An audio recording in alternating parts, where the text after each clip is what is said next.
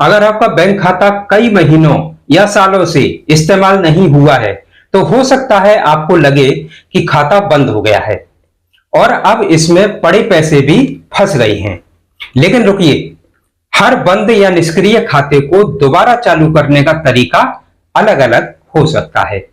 और सबसे जरूरी बात, अगर खाते में पैसा पड़ा है तो उसे निकालने से पहले आपको यह समझना जरूरी है कि आपका खाता वास्तव में बंद है, निष्क्रिय है या सिर्फ डोरमेंट है। आज इस वीडियो में मैं आपको बिल्कुल आसान भाषा में बताऊंगा बैंक खाता कब इनएक्टिव या डोरमेंट होता है। क्या ऐसा खाता दोबारा चालू हो सकता है? बैंक में कौन कौन से दस्तावेज ले जाने होते हैं?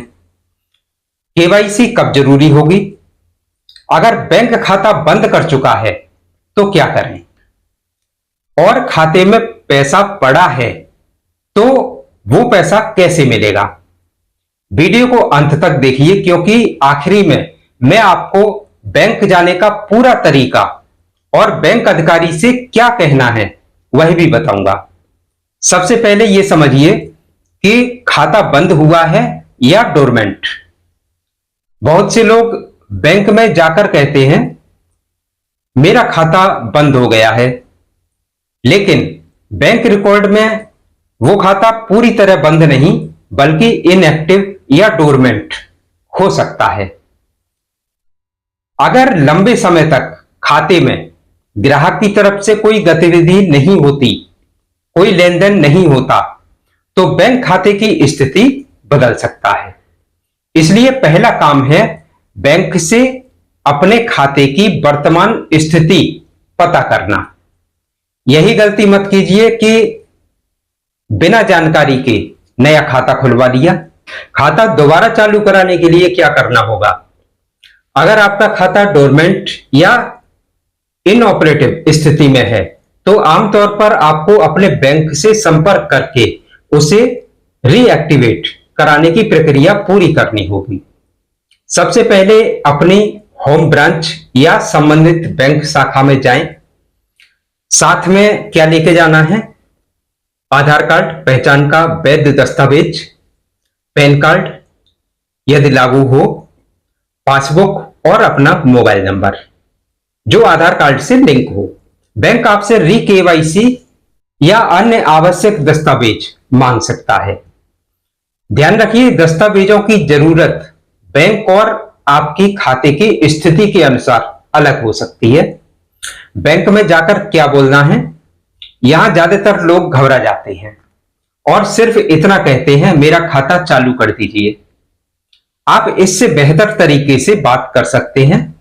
बैंक कर्मचारी से सीधे पूछिए मेरे खाते की वर्तमान स्थिति क्या है? एक्टिव है या इनएक्टिव है? डोरमेंट है या क्लोज्ड है? और इसे रीएक्टिवेट कराने के लिए कौन कौन से दस्तावेज चाहिए? बस इस सवाल से आपको साफ साफ पता चल जाएगा कि असली समस्या क्या है। अगर केवाईसी अपडेट नहीं है तो कई पुराने खातों में केवाईसी से जुड़ी जानकारी अपडेट करने की जरूरत पड़ सकती है। ऐसे मामलों में बैंक आपसे केवाईसी दस्तावेज या अन्य जानकारी मांग सकता है। इसलिए बैंक जाने से पहले अपने दस्तावेज तैयार रखें। और एक बात ध्यान रखें, केवाईसी अपडेट कराने के नाम पर किसी अनजान व्यक्ति को OTP, ATM pin, UPI pin या इंटरनेट बैंकिंग पासवर्ड कभी ना बताएं। बैंकिंग में सबसे बड़ा खतरा कई बार खाता बंद होना नहीं बल्कि फर्जी कॉल और फर्जी केवाईसी लिंक होते हैं। अब सबसे जरूरी सवाल, खाते में पैसा पड़ा है तो क्या होगा? मान लीजिए आपका खाता लंबे समय से इस्तेमाल नहीं हुआ और उसमें पैसे भी पड़े हैं, तो सिर्फ इसलिए कि खाता इस्तेमाल नहीं हुआ इसका मतलब यह नहीं है कि आपका पैसा गायब हो गया। आपको बैंक से खाते की स्थिति और उपलब्ध बैलेंस की जानकारी लेनी चाहिए। अगर बैंक रिकॉर्ड में राशि मौजूद है, पैसा मौजूद है, तो बैंक की निर्धारित प्रक्रिया पूरी करके उस पैसे को प्राप्त करने का रास्ता होता है। इसलिए पुराने खाते को नजरअंदाज मत कीजिए। कभी कभी छोटी सी रकम सालों तक खाते में पड़ी रहती है और ग्राहक को पता ही नहीं होता। अगर बैंक कहे यह खाता पूरी तरह क्लोज्ड है, अब यहां सबसे ज्यादा सावधानी चाहिए। क्या?